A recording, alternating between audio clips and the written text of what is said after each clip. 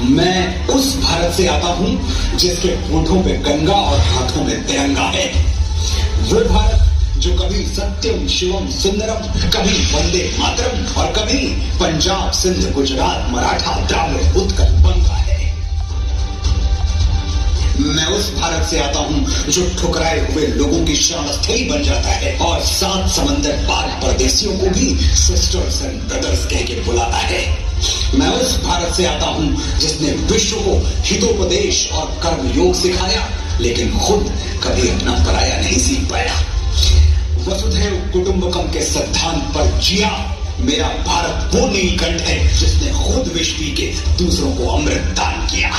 मेरा भारत कर्मण्येवाधिकारस्ते गाता है, तीनों लोगों का स्वामी होके भी माखन चुराता है और महाअवतार होके भी मां के हाथों मार खाता है। मैं राम के भारत से आता हूँ जहाँ पिता की एक बात पर बेटा सिंहासन त्याग कर वनवासी हो जाता है। मैं उस भारत से आता हूँ जो शांति का पहला शंखनाद और मानवता का अंतिम आसरा है। आज अपना परिचय इसलिए दिया क्योंकि प्रणाम करके परिचय देना हम भारतवासियों की परंपरा है।